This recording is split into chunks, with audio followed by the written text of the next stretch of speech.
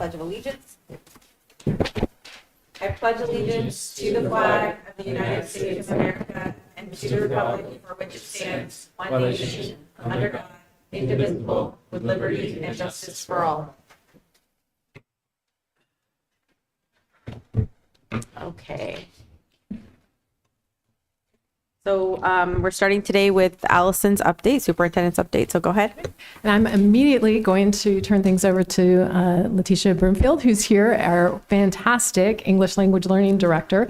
And she's going to give us an update about what's going on in the universe of English language learners, or kind of the newer term nowadays is multilingual learners. So.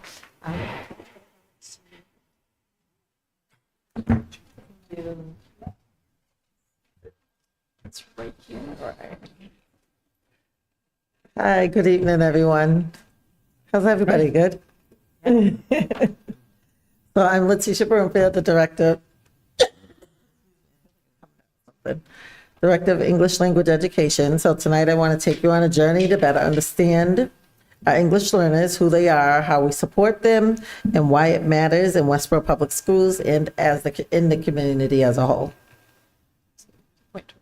Okay, good. So our mission is very simple: to empower English learners to succeed academically and socially while maintaining their identity and heritage language. English language development is intentionally designed. It's not only about learning English, but also about embracing diversity, providing access to content, and helping our students develop a sense of belonging. Oh, okay. Our students bring worldwide voices to our classrooms. They bring diverse languages, cultures, and experiences, making them each unique. So in Westborough, 33% of our students speak a language other than English in their homes, which is higher than the state average at 27%. So our 367 English learners represent the sounds of the world, which are cultural assets to build upon in the classroom.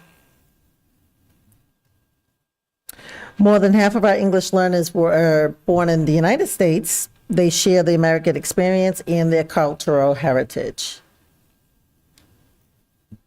If I'm going too fast, just tell me.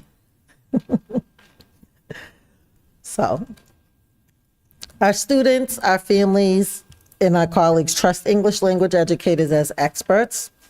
They're not only teachers, but also advocates who help connect students and families to the school community. So ESL doesn't stand alone. Our primary role as English language educators is to add a layer of support that defines how students access instruction by bridging content to language development. Our EL teachers use scaffolded, excuse me. Our EL teachers use scaffolded language supports and collaborative planning to provide students with a pathway to understanding and using academic language. In addition, our role extends beyond the classroom as we consistently collaborate with families and other stakeholders to deliver targeted English and language instruction and support within the community. So a lot of times people ask, what is ESL, or what is English language education? So, sorry. ESL, or English language education, instruction bridges the content and language. That's our primary role, to bridge content to language. Learning and understanding English relies on building and connecting grade level content to learning language at the same time. We collaborate with content teachers to align lessons with grade level topics, to teach specific academic vocabulary, and to continually monitor progress. We provide students with targeted tools and scaffolds to progress towards English language proficiency. So our work is built on collaboration with teachers, with families, and schools. And you notice a theme, I keep saying that because that's exactly what we do. We collaborate with multiple people to provide the students with what they need. We provide a welcoming learning environment, accessible content instruction, and the ultimate goal is to equip every student for future success. So we are here to ensure that every student has what they need to succeed after they leave us. We provide support beyond the school day through after-school programming, through summer learning. This includes our after-school EL academies with programs like the Journey Stories at Mill Pond. So last year they wrote a recipe book for their Journey Stories, which includes collaging, making the paper and putting a book together, and we've made a recipe book. After-school activities support academics at Gibbons, and there are drop-in sessions at the high school. The Summer Academy is 3 weeks, and it provides language-rich activities to prevent summer language loss. We also have a dedicated dedicated team leaders who facilitate data days to analyze progress monitoring data, to support school-based teams in screening and placing new students, and they serve as instructional leaders in their buildings. Sounds a lot. So we're also constantly learning. As much as we support our students, that only comes from us continuing to grow. So through professional learning, data conversations, and partnerships with other districts, we're continually strengthening our program for our learners. Our team developed a summer curriculum in the form of informative assessments this summer. We adopted a progress monitoring platform called Lost Links, and that is modeled after the access test. It's on the same platform. We administer that twice a year, so this is our first year with the program. We also have participated in 3 professional developments with the company where they are providing us with specific support on how to use the assessment and how to use the data to drive our instruction. So as a department, we focus on supporting students by being able to develop targeted goals for every English learner. We also partner with other districts to facilitate learning exchanges and to schedule learning walks to gather new instructional ideas. Last year, we worked with Braintree Public Schools, and we did. They visited us at the high school, and we visited their high school. Tomorrow, actually, we have Marlborough coming into Gibbons to observe COTOP EL teaching, EL and content, and we're working on other collaborations with a couple other districts that I connect with. So last year, also in May, we presented at the MatSal conference in Framingham, and we also continue to offer professional development within the district. Through networking with other directors, I've been able to develop regular opportunities to connect and share, and in some instances, we share programming. So for instance, last year, we were able to share our adult English program with Hopkinton and Braintree, which was really nice to have other parents join us. It was very nice. We collaborated with Hopkinton and Braintree. I still have things in the works with them, so we're not done yet with that collaboration. Sarah Otto from Confianza, she's currently working with us, with our leadership team and our teachers to create consistent practices that support all educators and help us to be able to better instruct our students, our English learners. Families are essential partners for us. Our English Learner Parent Advisory Council, the LPAC, we are rebuilding. I know a couple of years ago I stood here and I told you that we had 20 members. We do not have that many, so we're at a rebuilding phase right now. Our parent liaisons, they are crucial to connecting the schools to the community. They're a wealth of knowledge. And they offer our families supports from registration through graduation. They offer them community support, support when they need housing, support when they need food. So they act as a connection between the schools and the community for all families who are new to the country or new to the district. Our Family Engagement Committee strives to make a difference for every family and strives to make them feel welcome. This year, the committee organized a potluck dinner, which hosted over 200 people in attendance for that. So from registration and screening to family potluck dinners to adult English classes and home visits at times, our goal is always to help families feel welcome and supported from the day they register for Westborough Public Schools. From day one, we want to be there for them. Our English learner population continues to change and become increasingly diverse, reflecting both community changes and the trust that they have in our schools. So our data shows that most English learners exit our program within 4 to 7 years. We have 21 students in the district who have been in the program for 5 or more years. Those students are long-term EL students. For those who need additional support, we have English language success plans in place, in which we set targeted language goals and provide consistent progress monitoring for those students to help them succeed. We have 75 students currently on English language success plans of the 376 students in the district. We also monitor former English learners after they meet the exit criteria. We're required to monitor them for 4 years to make sure they're making adequate growth. And last school year, we exited a record of 114 students we exited, which is good for us, but yeah, we were pretty happy about that. We exited 114 students cross district from grades, I think from 2nd grade all the way up to 12th grade last year. We've seen steady growth in the EL population at Armstrong, while the EL populations at Hastings and high school have declined. Early Learning Center, Fields, Mill Pond, Gibbons, they've all kind of stabilized with some growth, but not as much as Armstrong has seen. We see higher enrollment in the early grades. This demonstrates that we identify students as English learners early and that their exit rate is high by we exit them by 3rd or 4th grade. So as we look beyond 4th grade, we see the number of EL students declines, which is a sign of the program's success. The EL population has been consistent over the past several years. It's been flatlining. We're about the same. This demonstrates shifts in community demographics and the district's reputation for its commitment to educating all students. We did have a little dip, around the pandemic time, but we've been going back up and we're kind of staying in the same area. So this data helps us respond and adjust resources and staffing in each building as we look at the growth over time. We plan to make adjustments to the ELE programming and the K-3 schools as a part of the redistricting plan to maybe see a little more balance in between the 3 schools. To support our 367 students, we have a dedicated team of licensed English language educators across all schools. I support WEC, the Early Learning Center, so they don't have a EL teacher in the building, but I am their teacher. And not with the little ones, but I consult with them by, I offer consultations, student observations, and we have ongoing professional development there to support them.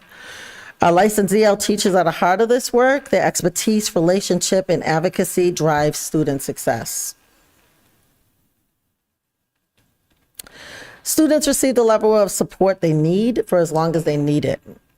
Exit decisions are based on students reaching the exit criteria and being able to be successful in the mainstream classroom. Level 1 and 2 students receive up to 120 minutes of intensive support every day, while more advanced students receive about 45 minutes a day. To exit the program, students must meet the DESE prescribed access assessment exit criteria, which is an overall of 4.2 on the access test and literacy score of 3.9. That's how we got those 114 students to exit, by meeting that criteria. Language acquisition is a journey. So students progress through the proficiency levels at their own pace. And as we said, the level 1s and 2 and some 3s, they received most of the support to build foundational skills, social language, and beginning of academic language. As they progress towards English language proficiency, the focus shifts in the higher levels, 3s and 4s, to be able to refine academic language and add to the academic language. Our highest level of needs is always grades K-3 because that's where they come in. They start with us with little to no English. And as they go up, you see the decline in the numbers. All right. Okay. Our department's primary goal is to empower English learners to achieve academic and linguistic success while preserving their heritage language. So here's a little video. Okay. Little something.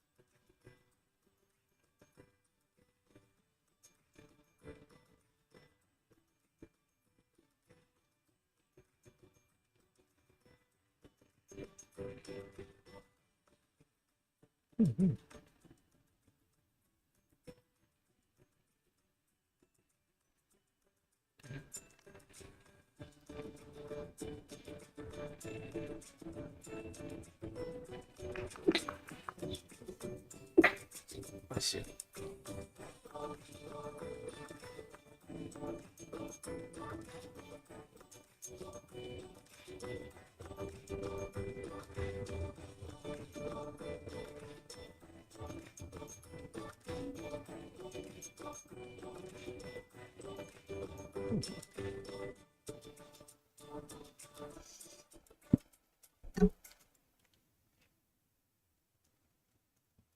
Might have to. Yeah.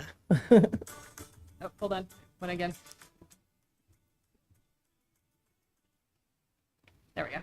Okay. The success of our program is a direct reflection of our commitment to the students and families that we service.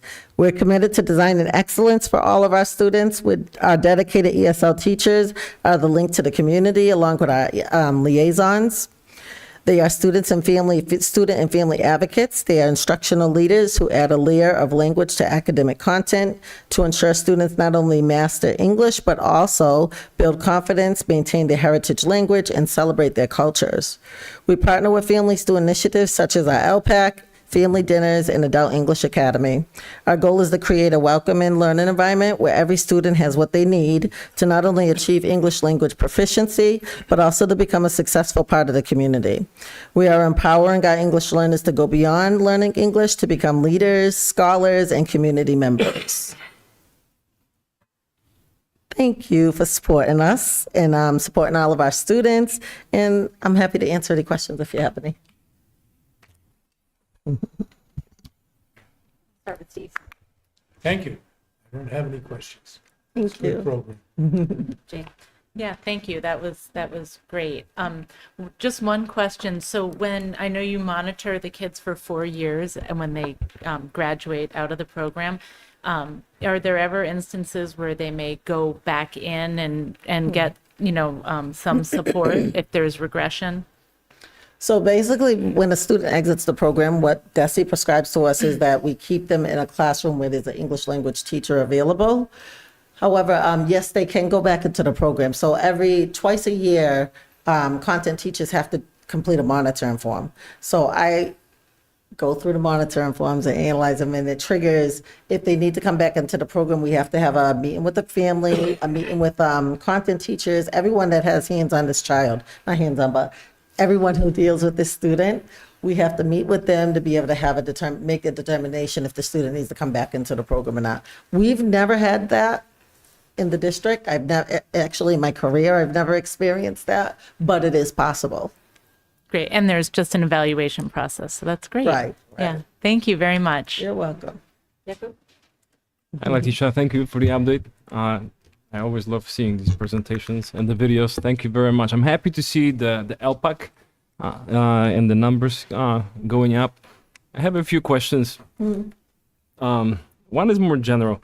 What do you describe for yourself as the measure of success for your program? Is it the rate of the number of students exiting the program? Like how do you measure your own success? That's one piece of it. The number of students we exit.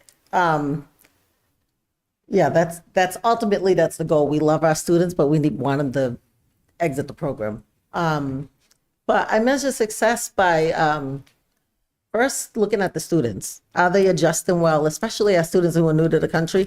How are they adjusting? Are we making them feel comfortable? Are we creating a welcoming environment for them? If I can look at a child that just came to the country a couple of weeks ago or a month ago, and they have a smile on their face and they're finding their needs are fulfilled, they know how to get around the school, then I feel like we're doing what we need to do to make that child successful. And for our students that have been here and that are level 3s and 4s, if they're understanding the academic language and they're participating fully and having conversations in a classroom, then we're doing our job. Excellent. Thank you. I have a question about the distribution of the ELL students in the K3 schools. Does the current distribution create particular challenges for you? From your perspective, with FAILS having much smaller numbers in the other two buildings?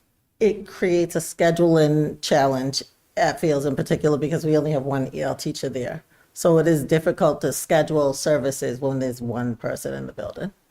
Okay, so the redistricting should help you a lot. Yes, absolutely. Okay, that's great to hear. And last question, have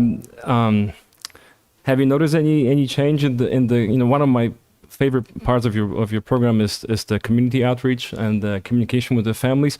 Have you seen a change in the past year under the current administration? I think I've seen changes in the adult English class that the parents don't want to talk about controversial topics in our class the way we used to have in-depth conversations about controversial topics regarding politics or things that are going on in the world. They don't want to. We haven't seen a decline in participation. Like I said, for our potluck, we had over 200 people there. So there hasn't been a decline. I think we've created a safe space.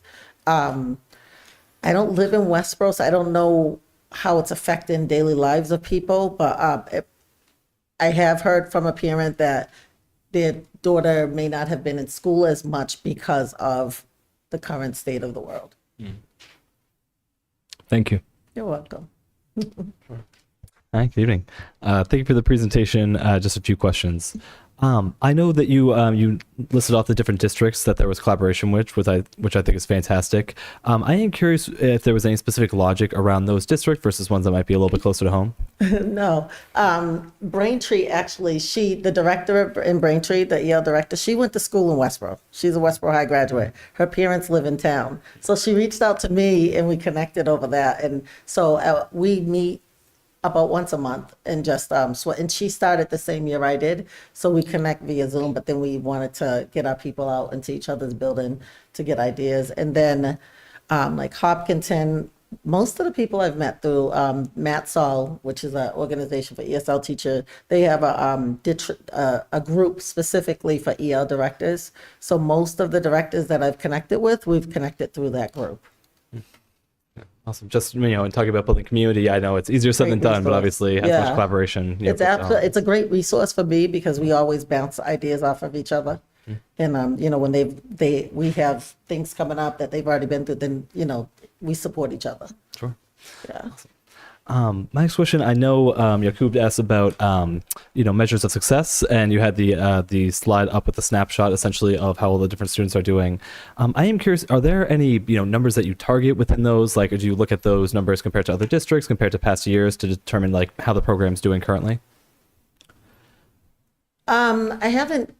I've compared looking at the data, and I thought to include it in the slide, but in the presentation, but I didn't. But I am confident in saying we are doing very well comparatively to other districts in the state in terms of being able to exit our students. If you go by the meet and exit criteria and exiting students and having them be successful in mainstream classrooms without scaffolding, our students are doing well. Sure. Awesome. And then just my last question, I'm curious, do you see any potential needs coming down the pipe, like anything specific that you see as, potential challenges that, might need some funding, might need different things to be able to overcome? No, not necessarily. Well, maybe DESE requirements that are coming our way that might cost money. We will periodically, we go through an audit from the Department of Education that's coming up this spring. And so, Matt and Tisha and I will be meeting right after the break to sort of prep and make sure we've got all our ducks in a row to be responsive. But the program here is extraordinary. I think it's kind of a model. And so, it's good having that external process always surfaces one or two things that we know we can work on, which is great. But I'll be curious to see what happens this time. And they're moving us towards a box, like purchasing curriculum. So, yeah. Thank you for all your work. Thank you. Thanks, Letitia. The presentation was great. As always, one of my favorite parts of your programming is the adult piece that you guys introduced. How long ago was it that was introduced? I started adult English in my first year in 2016. I was one of the adult English, and at that time it had been in place for about a year or two. Yeah. But that is really one of my favorite pieces of this, and I can imagine how much that's changed the interaction when between the parents and the kids, and being able to sort of bring home what you're teaching at school, and then the kids can practice with their parents. And I think it's a really, really Definitely valuable do thing. jump in. Yeah. Until So they jump when you were in. talking about some of the towns that you're collaborating with, and their parents coming over into our adult program, Our adult English is on Zoom.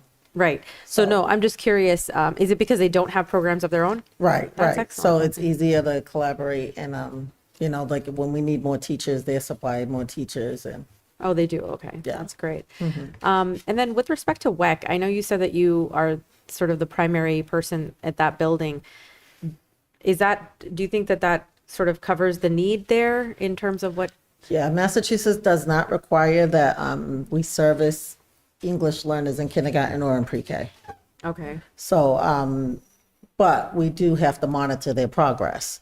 So they have to fill out a monitoring form twice a year on the students that are identified as English learners in pre-K.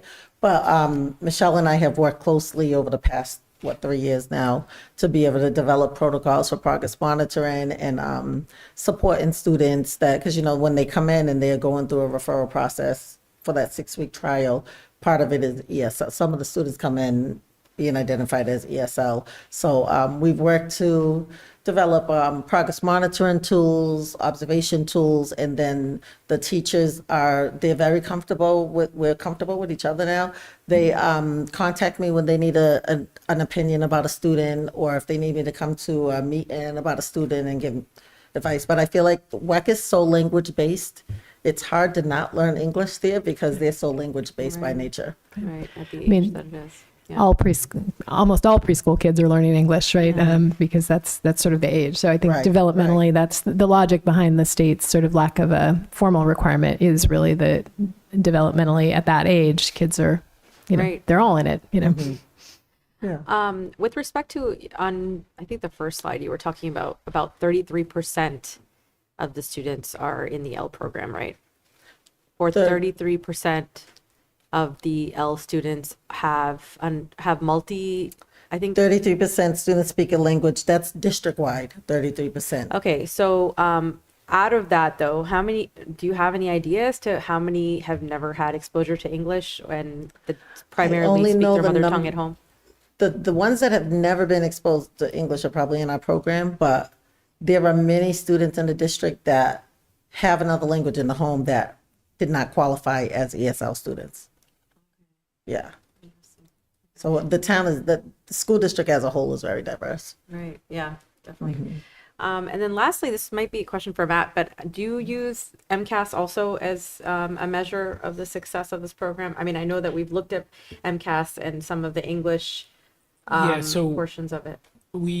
So the state has a assessment. It's called WIDA, and I think you mentioned the different Access, yeah. levels. Yeah, access testing, and students test basically into MCAS. It's level 2. Is that correct? If they're exempt from ELA if they've been in the country for less than 1 year. Or 1 year. Yeah. Yeah. So, and that would start at 3rd grade. For MCAS starts at 3rd grade, and that's kind of when a good number of students are testing out based on their access scores, 3rd or 4th grade. So there's kind of this natural progression where we're stepping down the services for ELs. At the same time, we're increasing our kind of state monitoring and assessment of their academic and the skills mandated by the frameworks. Thank you so much, Letitia. I don't have any other questions. Does anyone else? Okay, great. Thank you for coming. Thank you. Thank you. Thank you. Thank you.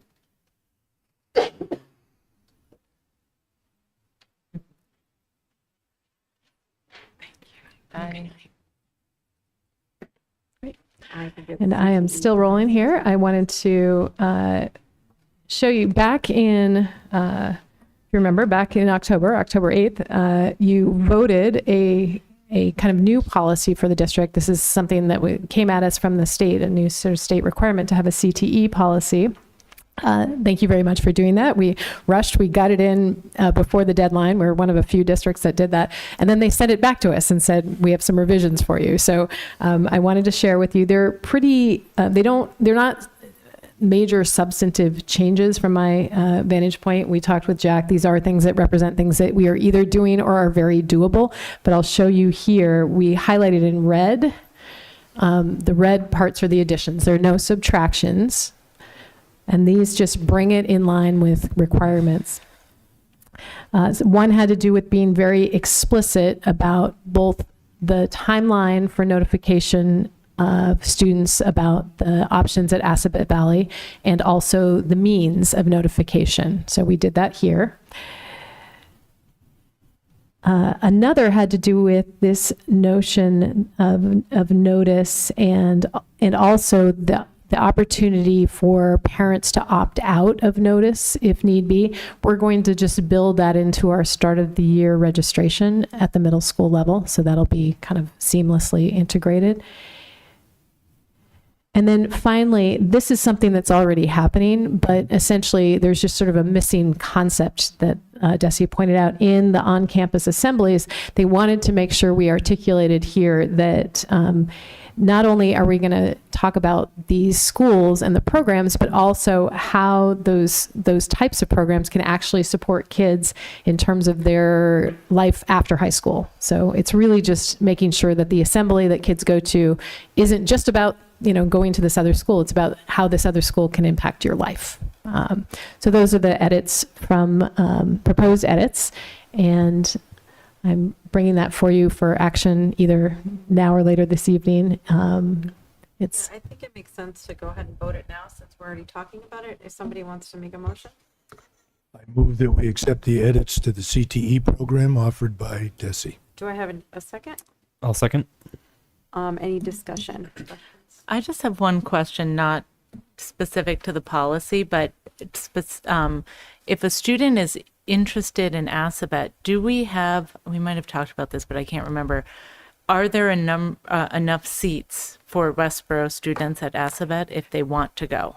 currently not all students who are interested are able to go but however, our numbers have been ticking up over time because of the way they do their enrollment. So essentially they take a portion of interested students from all the member districts, we're a member district, and then if there are remaining seats, they sort of open it up for districts to jump in on those. We always do that.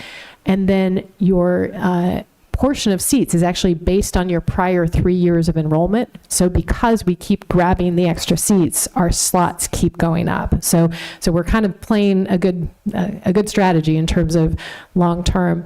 There is a statewide interest in increasing the capacity of the various career and technical schools because there's a lot of interest and there just isn't enough out there. In addition, the state has created opportunities for local high schools to basically create some in-house programming. And that's something that, I think as we start to look at internships and other alternative pathways at the high school, this is sort of a branch of that we may end up exploring as well. So Great, thanks. Additional answer is once we've filled the seats that we're allowed to fill, everybody else goes into the pot, then they draw from the pot. yes. So, it's certainly by virtue of that process, you may get a seat, you may not get a seat, and you may never get a seat if we always fill the ones that are available to us. Right. So that's one of the problems with not having enough seats. Thanks, Allison, for filling me in, and I guess the rest of the committee, on how we're gaining seats against it. We are. As the original signator for the technical high school, I could never figure out why we had to beg for additional seats, but those are the rules, and that's the way we play. Yeah. And it's a recent change that the system is lottery based. It's not a kind of admission, like a criteria based program anymore. So that's something that will be interesting to see how that plays out in all the technical schools throughout the state. By the way, I learned that story at the MASC conference because the director of that program was there from DESE, and he corrected a lot of problems in terms of what people knew and didn't know. That's great. Do you know what percentage of the seats are non-member seats? I don't know that, but I can find out. I'm curious that's a good how they question. do this because you would think that they would first accept all the member. But you only have the allocation of what you had based on the past 3 years. Right, right. But I'm just saying that's by virtue of being a member, you would think that they would first take the member seat, give Well, that they priority, do. but They do, based on what you're authorized to have, based on the past 3 years. So, in other words, as people graduate, let's say a large class graduates, right. okay, but the allocation for the prior years is a smaller number. So that means there are seats that are addition to what you're allocated as the signator to the deal, Sure. which means that's where the lottery comes in, where Right. everybody else is thrown into the pot and they pick the kids. Yeah, no, I understand that that's how they do it. I'm just saying that I would think that, they would first give priority to anyone who's applied as a member student or a member district, and then put out the lottery for whatever remaining seats, if there are any, but there must be some. Yeah, I can check on the details of that. I mean, I'm not sure if that lottery basis after the first round is for member districts first or whether it's open to everybody. We've done pretty well in that system, so I suspect it's the former. So, yeah. Why don't we ask our Ernie? representative to it to come Yes. give us a presentation on any questions that we We have? can absolutely do that. That'd be great. And this might be something but do you know how many of our kids were waitlisted or not given? I had these numbers on the top of my head last year, and they're not in there right now. I want to say I know we had around 30 applicants and about 18 got in, I think from last year's class. I don't know where, the last time I had that data. So, don't write that down and sign it, No, anything I'm just official, curious. but those are about the numbers that I think we had last time around. I just find it mind-boggling that the state is having us do this, and then there may not be enough seats. I mean, we're going to be encouraging students Right. potentially to go this route. Yeah. It's interesting. I mean, I think different communities have different experiences with this. So, the high level of interest here is a testament to the work that the middle school has done partnering with ASABIT to really do a good job. That doesn't happen everywhere. And I think there also has to be sort of culturally like a recognition of the value, and that doesn't happen everywhere too. Sure. So. Yeah, understood. Allison, I might be able to shed some light on this. I just looked up their policy because they publish it, and on the Assabet Valley policy, it's page JFA. They have non-resident students. It says students who are not residents of Assabet 7 in the district communities are eligible to apply for admission to Assabet. Please be aware that residents of the Assabet district communities, such as us, who meet the minimum admission requirements will be admitted before any non-residents seeking the same program. So it sounds like we get allocation Right. that's apportioned and then priority in the open pot, according to their policy. Right. And the minimum allocation is actually a benefit to them, not to us, if you look at it. I'm just, in the sense that it's a minimum allocation that they are giving us. I mean, we don't need to get into this, but I'm curious about it because I hate that we have students that are not able Not to able go. to come. That's all. No, I mean, the superintendent for Assabet sits on the board at Assabet Valley, so I get to see him periodically. I can definitely Yeah, sure. encourage him. Thank you. Yeah. Okay. We can vote. We didn't vote I yet. think we have to didn't vote. Yeah. Oh, yep. So we did discussion and everything. Okay, all in Yeah. favor? Aye. 5-0-0. Thank you.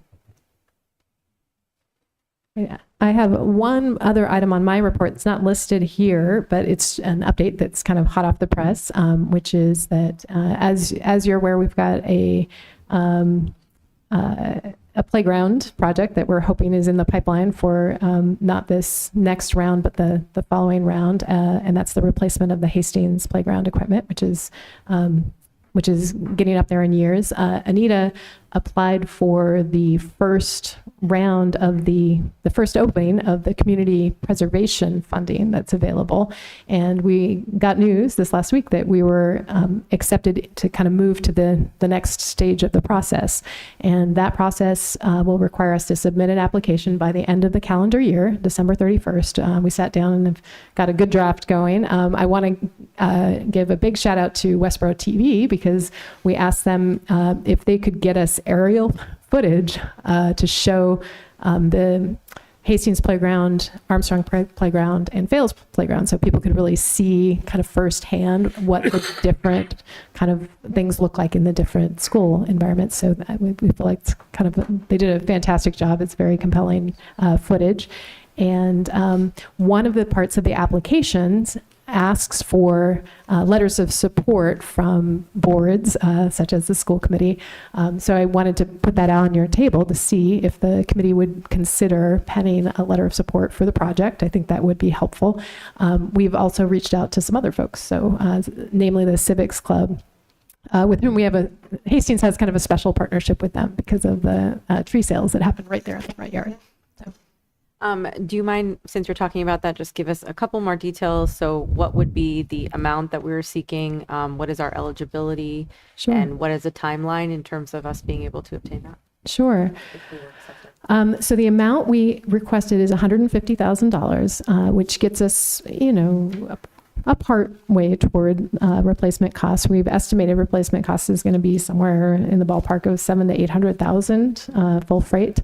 But the CPC has a limited amount of funds. It didn't seem appropriate to go and ask for all of them up front. And so we asked for sort of a portion that we thought was a decent grant size.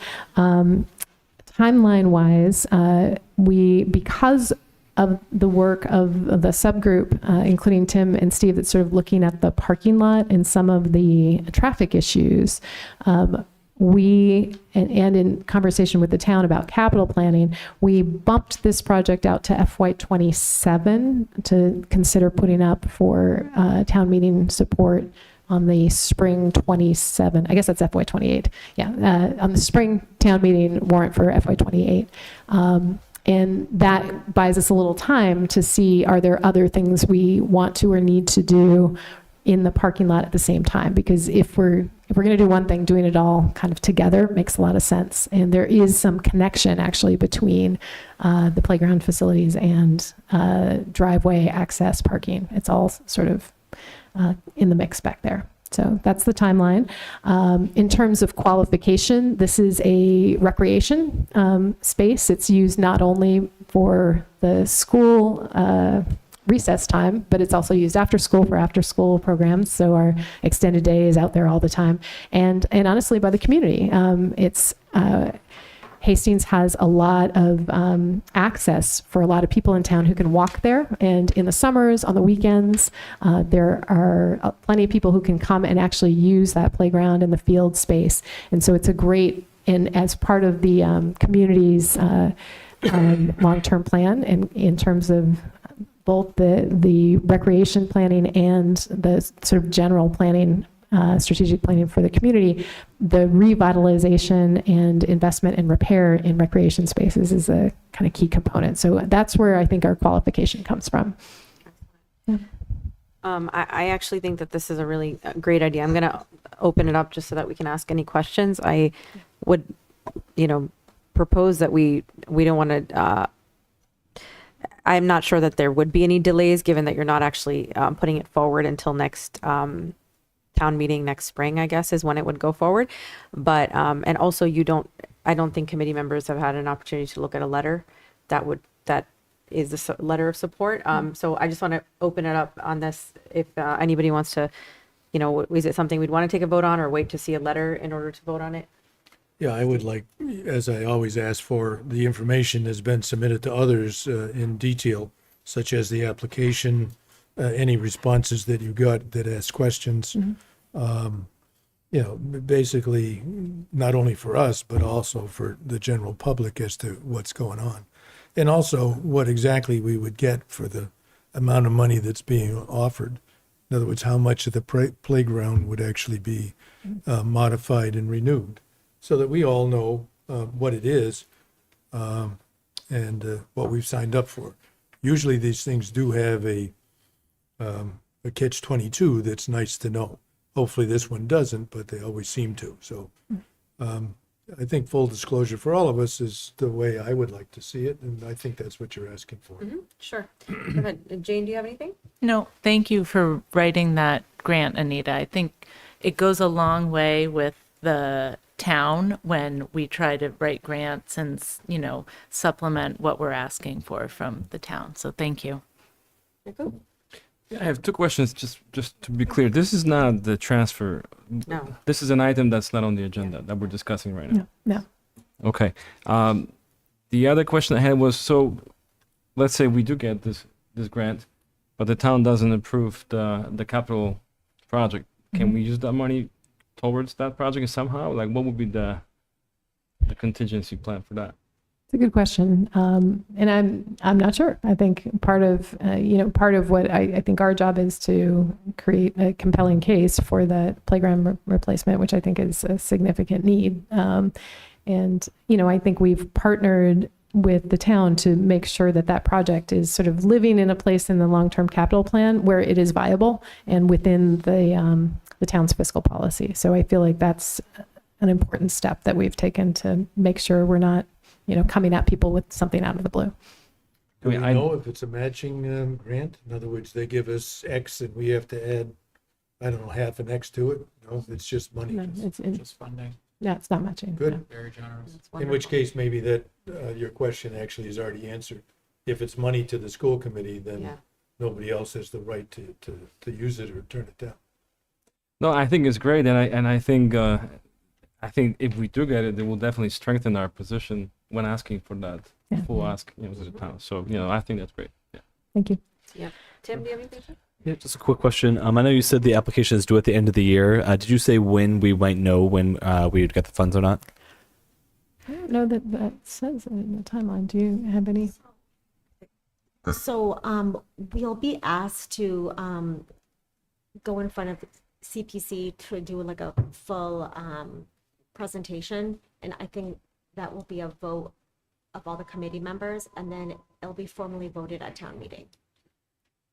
So she's talking about next, not this coming town meeting next spring. So No. So the two separate things. So the CPC grant, basically because it's funding that comes, so the committee will make recommendations for that award, and then those award recommendations go to town meeting. Is that correct? And get approved at town meeting because the money for the CPC comes out of your tax dollars, right? It's that sort of, then the town has a voice in that piece of the project. We would be going back to the town for the rest of the project afterward. Yeah. just one comment. I don't think that this would be tied in any way to town meeting approving or not of any capital expenditure with respect to the playground. Because it's a grant and so there's many different, well, there's certain criteria. I read through it, but it's not, I don't think that it would be tied. I think it's completely separate. That's all. It should be based on what Yeah. you've said, but who knows until we see everything and understand Sure. what the various criteria are to receive the grant. Yeah. So I think we At that all, point, we'll know. we all do want to obviously, get this moving too. So if for the next meeting or as soon as you can, if you could have for the next agenda, make sure that all that information is available for the committee. Sure. And the letter itself, letter of recommendation that you're talking about. So you would like me to draft a So ghostwrite write the letter basically from you? So Is that- a draft letter coming, I think we Okay. would have a draft letter that we would Sure. want, that we can sign. Yeah, absolutely. Go ahead. Is it due before the end of the year, It's though? due December So 31st. Oh, it would is be due December before our 31st. next That, meeting. this is why this is kind of coming up all of a sudden, is because we just found out, Okay, not that even in part time to get it I on didn't know that. that Yeah. it was due December Yeah. 31st. Okay. Well, I guess then I would move on behalf of the school committee that we approve the request for the funds under the terms that we discussed tonight. Because ultimately, if they grant the funds, we have to accept it. So we Yes. would have an opportunity at that point to accept or reject. Yep. I agree. So anyway, Should- that's my motion to make the application in a timely fashion for this particular grant. Yep. Do we But have- then you still need a letter from us. Well, Oh, yeah. And so, I mean, is that information that you can provide? Yes. So that we can review it? Yes. So that it doesn't hold you back, but at the same time, we're kind of taking care of the vote now pending what Steve has stated. Sure. So do I have a second on that? Not yet. second? Do you guys have any discussion? I know I kind of, I want. Yeah, go ahead. Go ahead, Tim. No, good. I just want to understand. in a hypothetical scenario, we vote yes right now, and then we see the letter and we see some kind of problem, and can we then withdraw our I mean, I don't think it's going to So happen. I just want to. His motion is pending our review and approval Okay, of perfect. the Right, Okay. paperwork. Well, and to be clear, the letter is from you, so you will have all editorial rights and Okay. privileges, right? But the good news is that Sarah has to sign that letter and we don't have to be there to see it. Yeah. So in effect, the request that I just made is to allow her to review the letter, edit the letter if necessary, sign the letter, send it to the state and see what happens, or whoever we send it to. Yeah, and I'm happy to talk about offline if there's any specific things that we have of concern. I don't see this as, I think this is a win-win if we get it. So I think we should move forward as quickly as possible on it. That's my opinion. So I think we have a second. I think we covered discussion. All right, all in favor? Right. 500. Thank you. Thank you for that. All right, you got your transfer. Yes. So, and to Jakub's point, had we had sort of time for that, I would have put it down as a formal discussion item, but we did not. So I included a memo here to the committee, and it's essentially kind of a part of a process. As I mentioned before, Tim and Steve are heading a working group that's looking at the Hastings parking lot situation. This has been on the radar for a while. Parents have expressed concern about safety, and based on that subgroup's work, a lot of sort of small improvements have already been made. So I listed those out. However, the congestion issue is still very real and very live, and some of the congestion is really leading to safety issues. So it's the backup of cars trying to get out of the parking lot, the relatively small number of spaces given the need, and the prevalence of small children, all in convergence at the same time. So that's really the scene. One of the things that the working group has discussed is the opportunity to have a second egress. So having a curb cut that's out this property that is currently owned by the town. It's at the address of where there used to be a house, 115 East Main Street. I have it where's my Google map here? You can see it right here. So this property is kind of right in here. And essentially a second egress would allow for running, basically running a pathway or a driveway one way out and onto Main Street, and reducing some of the pressure on this single entrance here, which can get very congested. So that's one of the opportunities that the group was exploring. And to our knowledge, and with conversations that we've had with the town administration, that the town has no, immediate or even long-term plans for this piece of property. In fact, I think many of them assume that the property is ours. And so in order to actually gain the property, if you want to actually take on ownership of it, we need to make a request to the select board. So that's one option, or a request to have an easement to put a path and a curb cut. So those are a couple options. I put them forward for your consideration and discussion, and then I am happy to take whatever action that the committee would like to take. Okay, great. I'll start with Steve. Yeah, I would move that we ask the selectmen to transfer the parcels to the school committee on the basis that more than likely, not only do we have an immediate need for this exit route, which I would assume turn right on East Main Street headed towards Route 9, but also that, it's contiguous to the rest of the open parcel that we have, which also is the ball field. So more than likely in the future, we would have the best use of the parcel in the future. So I recommend that we ask the select board to transfer this parcel to the school committee. I second. Any discussion? One question. If we do get stewardship, ownership, whatever it is, of this piece of land, will we incur any operational cost? Well, to the extent that the town mows it, we would have to mow it if we wanted to keep it mown. I think that's the noun, yes, verb. And so, yes, but other than that, there isn't any other maintenance. There's nothing on it except a curb cut at the I street. mean, that's what I assumed, but I just want to make sure. Okay, thank you.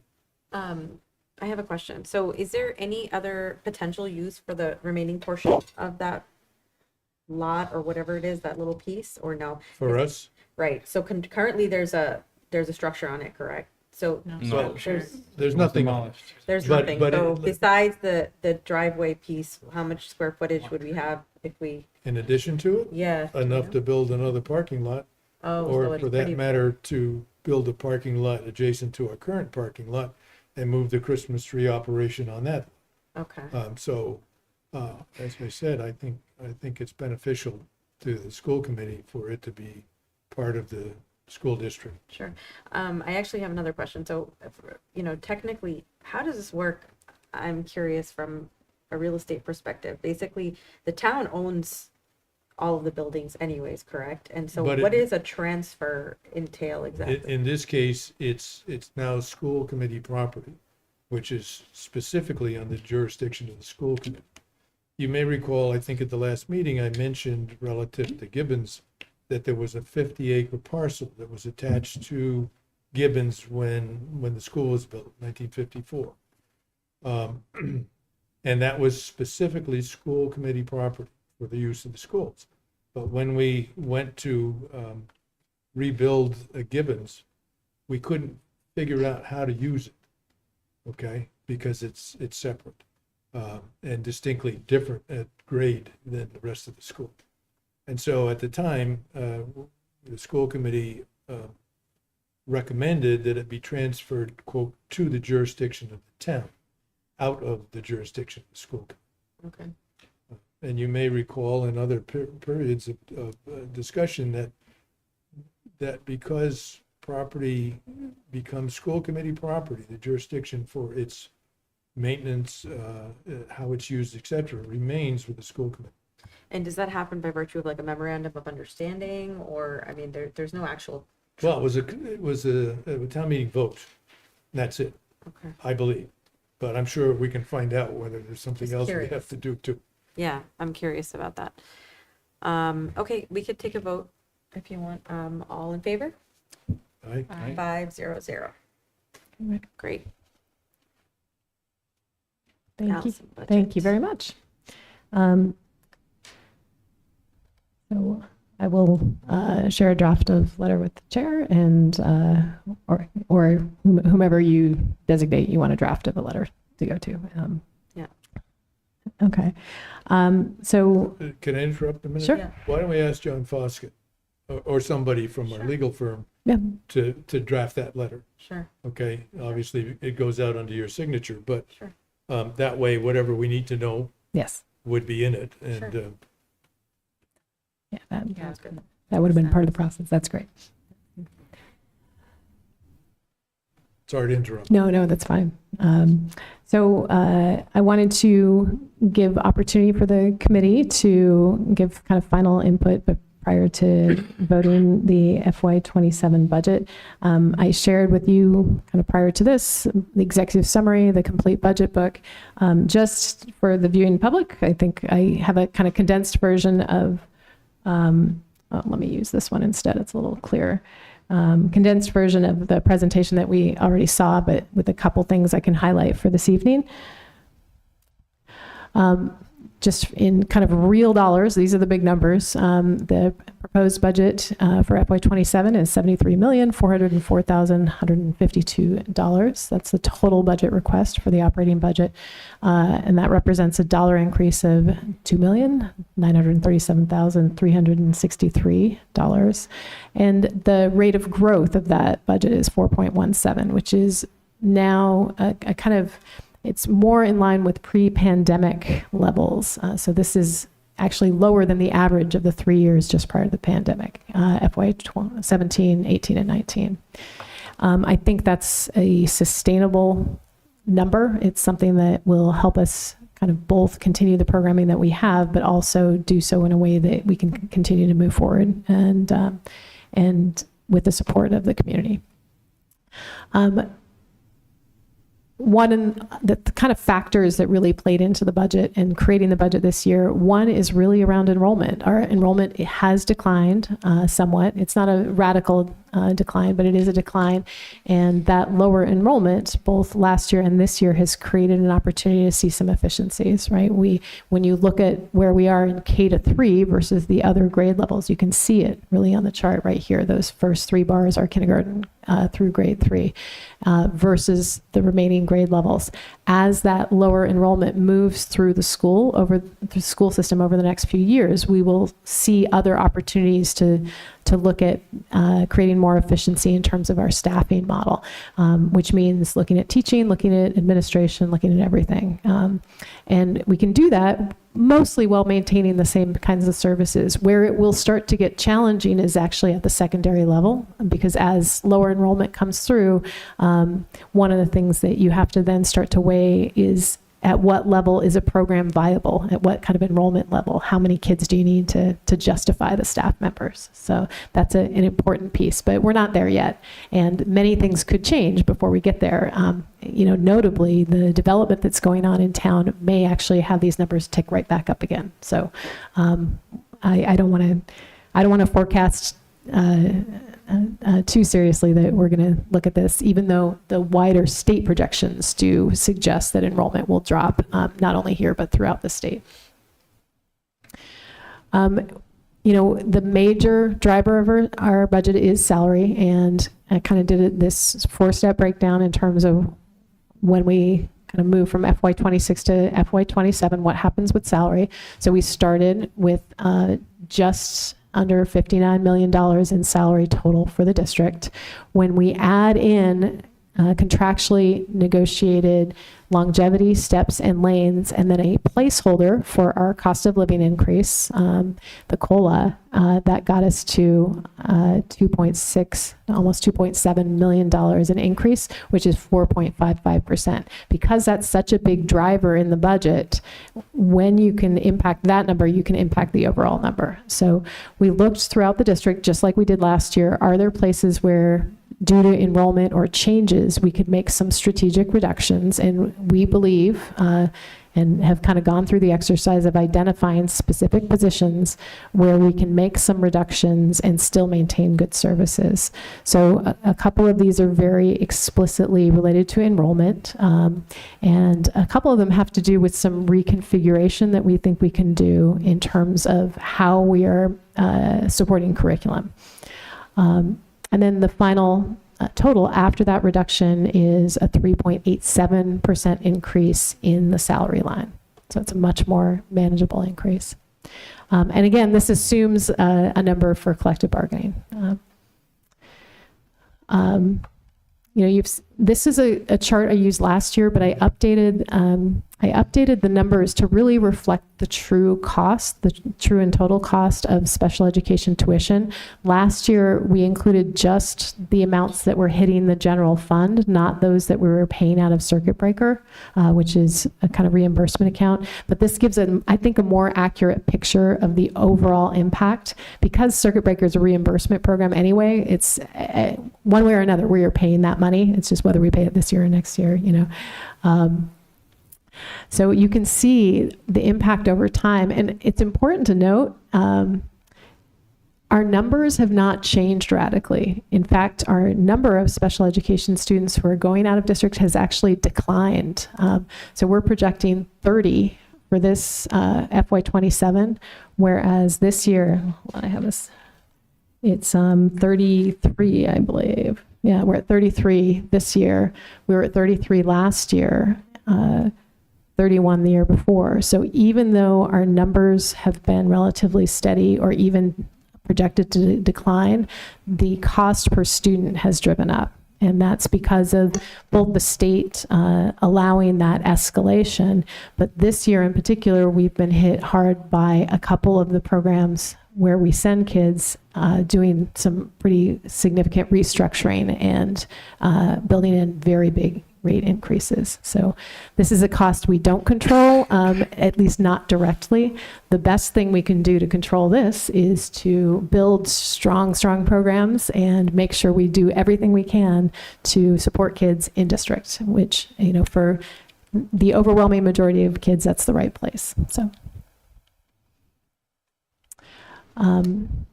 And this is the other cost that's somewhat, it's not directly in our control, is transportation escalation. This is the total cost of transportation, including regular in-town buses, specialized transportation in town, and out-of-district transportation. So you see here, you've got the expended numbers up through FY24. FY25 and 26 budgeted numbers, and then FY26 and 7 projected numbers. And these are just based on two things. One is the cost of our in-town contract took a big jump up. And secondly, the cost of out-of-district transportation. We are taking some steps to look at that. Currently, our out-of-district transportation, we work through Assabet Valley. That was an agreement we entered into in part because there was a cost savings associated with it. A number of things have happened that have led, because of an inability of them to fill all of our routes, we have actually contracted separately with some other providers and are finding some other ways, finding some savings in that. And Anita, together with some of the other business directors in nearby schools, are talking a little bit about ways to continue that. Ultimately, we're not yet at the point of saying we think we should give up on the Assabet model. We think there are benefits to having that relationship. It's not required by our membership in Assabet, but it is it does have some benefits in terms of the overall administrative cost and things like that. So it's an interesting moment that we're in, and we're looking at it very, very carefully, as are many districts throughout the state who are contracting with other places to do out-of-district transportation. One question that's come up in the past, and I think it's still a question to consider, perhaps not this year, but down the road, is the question of busing and whether fees are appropriate. Westborough is one of the few towns that does not charge for busing. I think that's a great thing to be proud of. I think it's a wonderful opportunity to make sure, every family feels that they can access schools. It also does some nice things in terms of keeping traffic down because it keeps drivers off the road. However, there may come a time when that's an appropriate step to take. We did not build it into the budget this year because it's not a necessary step to avoid cuts. And that's where I would make that recommendation if I thought we really needed it.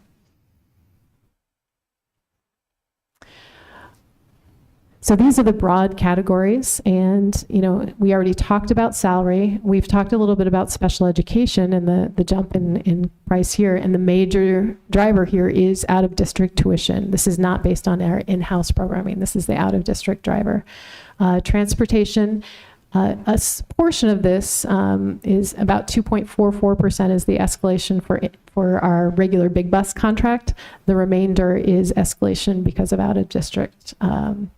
And those are always estimates because those can change, right?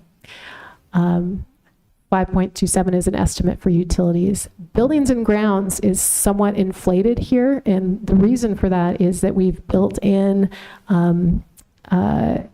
extra funds in order to sort of mitigate the impact of some more significant roof issues at the high school. So we want to make sure we've got funding available to do more patching if need be.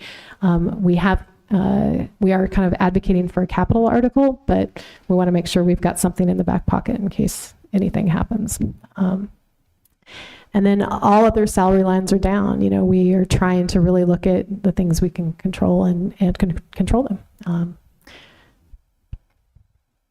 And just as a reminder, the capital projects here, I did make an adjustment here because we've got a working group with Steve and Yakub looking at the Gibbons Field House and what's the best sort of long-term option for that, whether it's demolition or repair or something else. So we've got a placeholder amount of money that might be appropriate, or you may suggest something else to us. The A and B roof replacement, that is a project we really believe needs to be done in a very timely manner based on the assessment from the engineers. We have 2 other additional roof projects that we're exploring, and we had initially planned to have them on this spring's warrant, even though we don't need funding for them until a couple years down the road. We're still sort of trying to get our arms around that strategically. We think it's a good idea to get the story of what's needed out into the public, but this may be something timing-wise that could wait if it needed to. Our understanding is we don't need the approval to apply for the MSBA process, but we do need the approval prior to beginning the MSBA process. So that could create a little window of possibility if we needed to delay. And both of these roofs, as of right now, are viable options for restoration instead of a full replacement, which is a much more affordable way of extending the life of the roof. It's also more environmentally friendly. It's a kind of nice opportunity. And because it's a cheaper project and we think more efficient, I think working with the MSBA under those terms may actually be a little easier. Sometimes, there's a lot of stuff you got to get through. But with a relatively streamlined process, we're hoping that that's a better bang for the buck, and the reimbursement rate is high. So that's all stuff we're sort of in the middle of figuring out. And then this slide I've shared before, last year we had a level services budget that we then reduced. So we're kind of below level services last year. This is another level services budget. And as much as I think it's the responsible thing to do right now, there are things I would love to be able to do that frankly cost money, and I've listed them here. I've put dollar amounts next to them just so that everyone kind of out there viewing understands that we have work to do, a lot of work we can do without spending money, but here are a few things that we'd like to do. And at some point, if we can reallocate in order to meet these needs, we will certainly do that. But for now, these are unfunded projects. And that's kind of the broad strokes overview. And I'll just pause there. And if folks have questions or comments or things you want us to consider, I'll start with Steve. Well, one of the requirements of the school committee is simply to oversee the budget process and expending during the year. And as has been mentioned here tonight, that we don't have all the numbers together that we can disclose. We have certainly made assumptions about where our total budget will come out, which is the $73,400,000. But to the extent that we have a budget book, but none of the salary and wages accounts are funded in that book. So I think that our vote tonight to support the $73,400,000 has to be done under the understanding that the budget book will have to be fleshed out with whatever the settlements will be relative to the unions. Historically, we would have carried those accounts with the existing contract amounts without anticipating what the additional monies would be. And the reason for that is that until we know what it is, you do it one way or the other. You fill it in based on what we know our current spending is, but we have blanks. And I'm not big on the idea that we are voting a budget for which the detail is not complete. But notwithstanding that, we are here, and this is the time under the town charter that we need to complete this and vote an amount of money for the select board and the town manager to move forward. So with that amount of concern, I guess, and the anticipation of future efforts to create the line item for each and every salary account, in addition to the purchases and equipment, et cetera, that's in the budget book now, that I would move the $73,400,000 budget, which is, the differences were shown in this, between last year and this year. Yep, back there. So it's an increase of 2,937,363, which would result in an increase of 4.17%. And for those that didn't get a chance to see John Steinberg's presentation to the select board in regards to the discussion of what is 2.5% under state law, it was an excellent presentation, and I suggest that anybody who has an interest to actually view that on Westborough TV, because even with all of this and the fact that this amount of what's over last year still fits in the 2.5% state law increase plus new growth. And so with that, that's my motion. Do you have a second? Second. Okay, I'll open it up for conversation. Any questions or comments? Go ahead, Jakob. Yeah, with me? Okay. Thank you very much. Steve already made. Did you have anything to say, Steve? No, that's it. Yeah. That was enough. I just want to state, I think you mentioned this in the document in the earlier presentation when I wasn't here, but I wanted this just to be very clear. This is the level of services budget with respect to the current fiscal year. It's not a level of services with respect to the previous before the cuts. Right. And so I find the wording in the budget book confusing, and I think we should add a sentence there. I would recommend on, I think it's just page 13. No, one moment.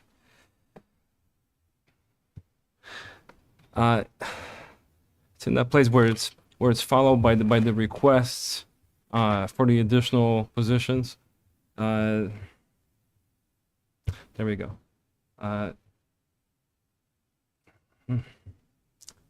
Page 19. The cost of standing still. I know in the title of it, it says unfunded strategic priorities, but in the narrative below, it just says this is a level of services level services budget, and then in developing, the leaders asked, made those requests.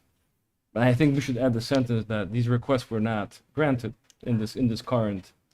Because I find it confusing. I was looking for confirmation that these were requests. I know it's in the title of that section, but Okay. I would just add that I think that sentence. slide's in this package right here, if you go back a few pages. Said I thought you said 17. 19. Do we know Oh, what would be the cost? I think that might be a question at town meeting from somebody. I imagine what would be the cost of bringing this budget back to the services that were cut? Restore from last year. Yeah. We could look at the math behind that. I mean, I think what's interesting is, we cut, I believe, $398,000 from the budget. So, however, it's not a one-to-one correlation, because whatever salary lines we bring back, we'd have to bring back with a little bit of cost escalation in order to have them be equivalent to next year's salary lines. But we'd certainly do the math on it. It's going to be in that ballpark, though, of around $400,000. Okay. Thank you. Now, you also say that the budget was built around the assumption that some federal funding may be lost. Yes. What if we don't lose this funding? If we don't lose the funding, it's a good question. I think then at that point, some of these things that are, we have the option to do some restoration if there's sort of programmatic restoration, or to look at some of our strategic priorities and essentially invest in those. I would say among the things that I've listed, the thing that feels right now like the highest priority has to do with investing in kindergarten and thinking a little bit about support for our kindergarten students. But there are other things in the mix we could certainly have a conversation about. Okay, thank you. I also noticed that the facilities budget is up by nearly 10%, Yes. and in the breakdown by the cost centers, I see a lot of the increases come from the electricity. If that's considered buildings and facilities. I'm curious about this increase in the cost of electricity. I imagine that's not increased use. That's a change in rate. Yes, for sure. If you look at your own bill, you'll see what they did to you. Right, but I want to understand. Okay, so we're paying Actually, for I outside. want to follow up on that with this story. Yeah. My own bill for electricity delivered is basically 1/3 of the total, which means the wires that have been here for 100 years are costing us twice as much as the electricity that goes through. And that is, perhaps Tim could speak to that a little bit based on your own experience at the state level. It doesn't make any sense, but that's what we're paying. And I believe that we, Massachusetts, have the highest electric bills in the country. California.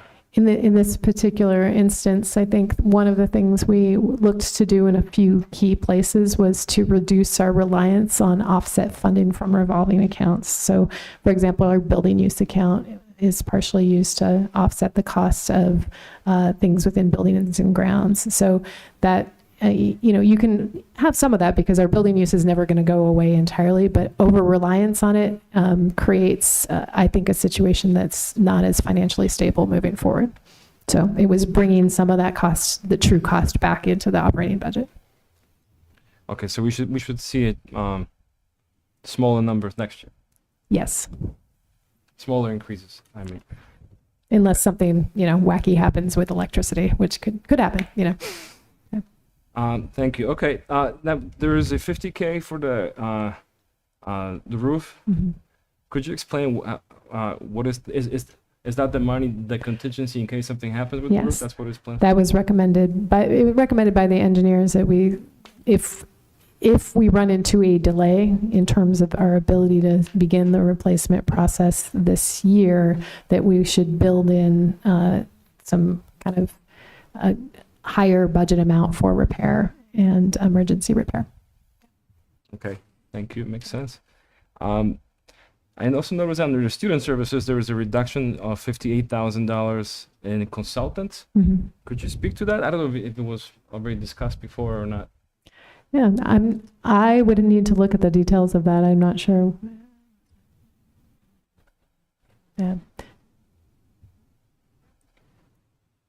It could be, we do have, within student services broadly, one of the things that happens is we have consultation and contracted services. And if we have programming that has been founded and we had a consult to help us get the program up and running, if we start to move away from the need for that consult once the program is viable. My hunch is it's there, and I have a suspicion, but I would want to confirm exactly which one it is. But I mean, I'm not complaining about the reduction. No. I just want to understand if we're going to lose some service. Yeah. That kind of consultation is often designed for program startup. So the most recent program we started up, for example, was the therapeutic program. That's the district-wide program that's housed at Vails. We have to ask Meg, though, to really get confirmation to see what that is. Yeah. Okay. Yeah. Thank you. You're welcome. Almost there. The summer cost is up. It's not a big amount, but it's proportionally bigger. Is there a reason for that? Which one? Summer transportation. The cost of summer transportation. Usually if summer transportation goes up, it's because we have more kids going to qualifying for summer services. So. Okay, and last one. The school lunch and the community education balances are lower right now. Is it because we are in the middle of the budget year, and in the end, are we expecting the balances to be higher than in the past? So the balances are lower for FY26 because the accounting system hasn't been updated with any deposits that have been made for the fiscal year. That's why. Okay, so we'll see different numbers at the end of the year. Correct. Yeah, that's what I expected. No, I think we're going to see them sooner than that because of what I just recommended that we do, which is as soon as the town closes whatever the fiscal year is that ended in June, that in fact we see all those balances and we repopulate our budget book accordingly. Yeah. Because at this point, we don't have everything that we need to know to operate this budget. Okay, overall, I hope the town will appreciate the reduction of 400,000 in staff. You know, that reflects the reduction in enrollment. It is, I think there were only, in the last 10 years, only two, if we exclude the COVID years, there were only, I think, 1 or 2 years where the increase was lower than that. Yes.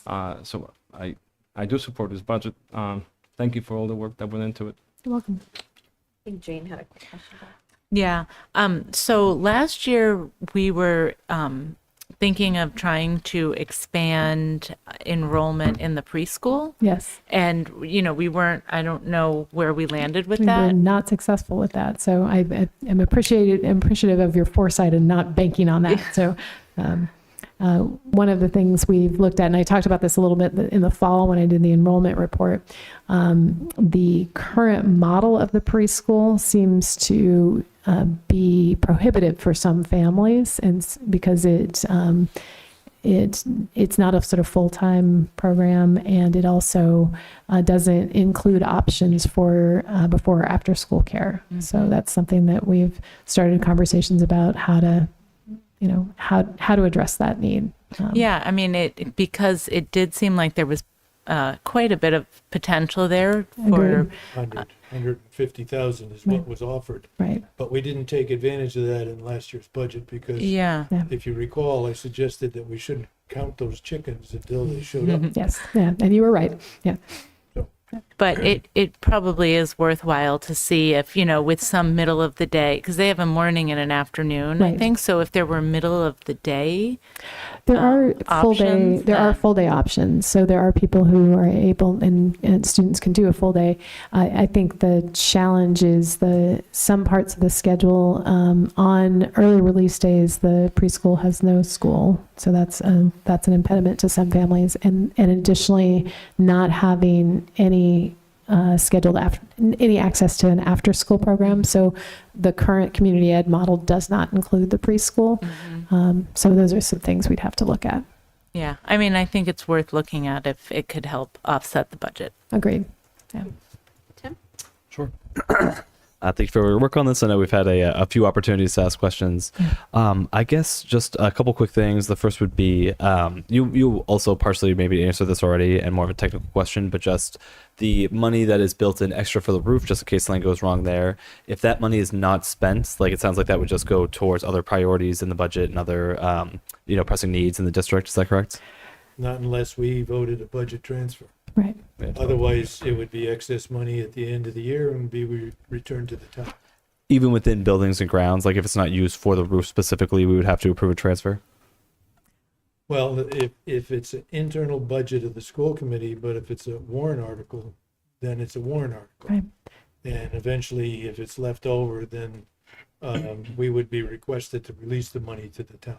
But- It's in the operating budget, built into the operating budget currently. And, if it was unneeded within buildings and grounds, then, I think, assuming we had a brilliant year and we're able to, fund everything we needed, then I suppose there's a scenario where it does go back to the town. I don't know. Well, it would if we didn't use it, and Yeah. if we're free to make a line item transfer from Yes. X to Y, then it would be within the jurisdiction of the school committee to do so. Yes. But it depends upon how it's set up. As I said, if it was a warrant article, it would stay there until it was either used or released to the town. Thank you. And then just one other question. We have been talking about the cuts that happened last year, Right. and I know this was a discussion. I'm correct that the mainstream program did end up getting cut last year. Is that correct? It did. Yes. I did just notice that I know there's a lot of priorities and only so much money, but that wasn't included in the slide of the cost of standing still. So is there a long-term goal of bringing that back as well, or? I think right now, the Mandarin program, the reason the decision was made to cut that versus other things had to do with decreasing enrollment. And the enrollment was so low that even without the budget constraint, we were in conversation about whether that program was viable moving forward. by cutting the 7th grade program, essentially, we eliminated the sort of middle school model for next year. I think a long-term strategy is to really invest in the high school program and start to look at, are there ways we could be doing some things to kind of bolster interest in the program, because it's an incredibly valuable skill. And so if we can gain the student interest and community interest in enrolling, then I think we would keep it. If we can't, though, there are other things that the community is interested in that we could support. Yeah. Thank you. You're welcome. My only question is really around bus fees that Yes. we've talked about on several different occasions. I would just think that before we looked at cutting any programming, that would be like a real option to look at. Have you looked at the details around that in terms of what would be potential fees that families would, Incur. incur? I mean, we've started gathering data from our benchmark communities on what their bus fees look like. It varies quite a bit from town to town, and I think the fees are really dependent on ability to pay too. Like other things within our district, activities fees and fees for sports, we would not charge people. So if we charge, for example, the modeling out, Anita just gave me a note, if we charge $200 per student for kids in grades 7 to 12,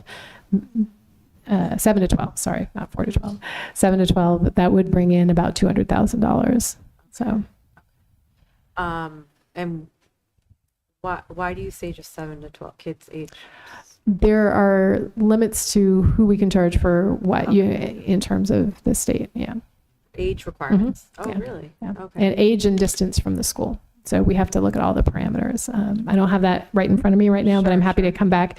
If you're interested in sort of learning about that as we look ahead to the next year, we can explore it.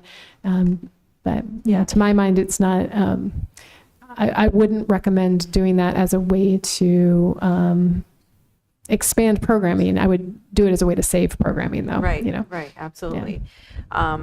I agree. I also don't know that our town is equipped to handle. I'm not sure how this actually ends up playing out. Do people then start doing a lot of drop-offs and then kids start walking and all of these types of things? And how much does it actually bring in? And what the cost benefit is there? But that's I think it's important to look at it in detail, because I think, not that I would advocate for it at this moment, but if it's something that in the future that we need to look at in order to save something else, then it may be the right option. So. Yeah, I mean, we'd have to look at not just the pure ridership right now. We'd have to look at ridership, and then again, a portion of that ridership we assume we would lose just because people don't want to pay the bus fee and would prefer to drive their children, and another portion they wouldn't qualify for the bus fee because of income restrictions. So it's not an easy calculation, and there is definitely a tipping point where if the bus fee gets too high, if it's a reasonable fee, a lot of parents will just say, yes, I want you to take the bus. But if it gets too high, that can kind of tip over too into fewer people riding. Right. I understand. Yeah. Okay. Do we have any other questions? Motion made and seconded, I believe. Was it? Okay. All in favor? Aye. 5-0-0. Thank you. Okay, so I guess we're at citizens' request, and I don't see anyone. It's been quiet. We haven't had any visitors in a while. Careful what you wish for. Yeah. Okay, so we'll go to school committee reports. I'll start with Steve. I have none tonight. Okay, Jane. Nothing to report. Yakub. I just want to say that last week the capital expenditures planning committee concluded its season in preparation for the upcoming town meeting, and approved all the requests that came from our department. Thank you. Tim. Nothing to report. Great. As far as myself, I think. Oh. Yes. Hi.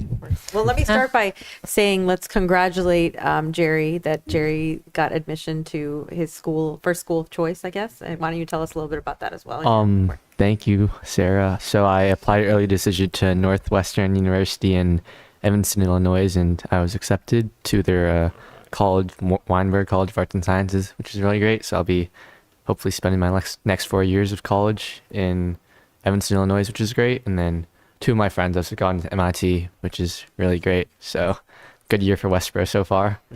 That's great. Do you want me to go ahead with my updates? Yeah. Okay. I have a couple updates. So the Westborough Food Pantry is continuing to collect baking mixes, stuffing, mashed potatoes, and canned goods until Tuesday, December 23rd, which is next Tuesday. And the Hastings food drive has also been extended until December 19th to support the Westborough Food Pantry. Meanwhile, Bales hosted a K through 3 family music night on December 11th and a family movie night on December 12th. So it's a good way for the kids and parents just to interact and spend some time together. And one cool thing that's coming up after the new year is that the Spectrum Support Network is going to be offering an autism caregiver meetup on January 22nd, 2026. So if there's any parents or families interested in that, they can find more information on the school websites. And then if there's anyone interested in sports, specifically hockey, it is Westborough Day at the Worcester Railers on Sunday, January 11th at 3:05 p.m. And the Dr. Martin Luther King Community Celebration is on January 19th at 4 p.m. at the Westborough High School cafeteria. Then at Mill Pond, they are hosting a 6th grade Gaga Ball tournament next Tuesday at 8 p.m. So if there's any Mill Pond 6th graders who are interested in competing in that, they can sign up for that. And at the high school, for any seniors or senior parents, senior photos and quotes are due this Friday on December 19th. So make sure to get those in for the yearbook. And the Westborough High School Winter Band Concert is taking place tomorrow evening at 7 p.m. That's all. Awesome. Thank you. Thank you. So there's a few committee meetings that I attended this week. I think they were all this week. There's a wellness committee that's being led by Matt as well as Roger Anderson. That was really wonderful. There was a huge community response in terms of wanting to participate in that, and there were quite a few community members and quite impressive, I must say. We have a whole range of folks with tons of experience with wellness, and whether it be from the private sector, and also a lot of teachers that we have that are participating. I think that's going to be a really great group, and it's going to help to really form our revised policy around that, and any curriculum revisions or anything like that needs to be made. So that was wonderful. The redistricting committee is well on its way. That's also a really great committee that I get to be a part of. And Jane is also on that committee. It's interesting to hear the different perspectives, which I really enjoy. Letitia's also on there, which is great. We get to hear about the L populations and the impacts of moving certain communities into certain zones, and how that's going to impact not just, we really want to try and create an equal but not a challenging environment for the schools to operate under. So whether it be not just space-wise, but what they have for capacity in terms of servicing the students of different needs and things. So I think there's a great group of people in there that are participating, and Dillinger is doing a wonderful job of trying to capture all of the different opinions that are coming out there and trying to incorporate that into different iterations of plans. So I really appreciate that. And then finally, our negotiations are going great. I really appreciate all of the units that are participating, that are coming to the table really thoughtfully, putting forward really thoughtful requests. And I really do appreciate it. I'm not sure how it is in other districts, and this is my first time being on this negotiating team, but I really appreciate how much thought is put in from the other side, really looking at our community needs and also our constraints that we have and trying to live within that. So I appreciate that, and I hope that we can wrap those up soon. Yeah. So that's all I've got. And then we have a couple of, it looks like, action items. One is, so we did the CTE policy already, right?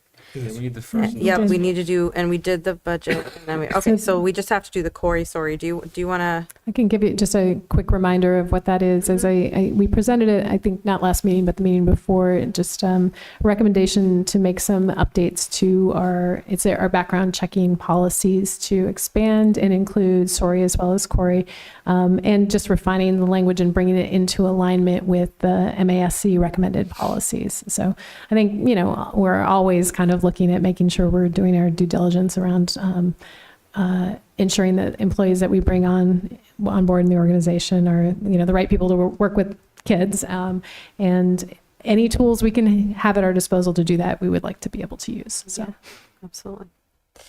So if somebody wants to make a motion on that, Motion to approve Corey Sorry policy. Second. any discussion around that? If not, all in favor? Aye. 500. And then we just need to, the final thing we need to do is approve the minutes from our December 3rd meeting. So if I can get a motion. I move the minutes of December the 3rd, 2025. As written. Second. Any discussion? If not, all in favor? Aye. 500. And then I think we can wrap that up. If anybody wants to make a motion to adjourn. So move. Second. Okay, all in favor? Aye. 500. Thank you, everyone. Thank you. thank you. Let's wait today.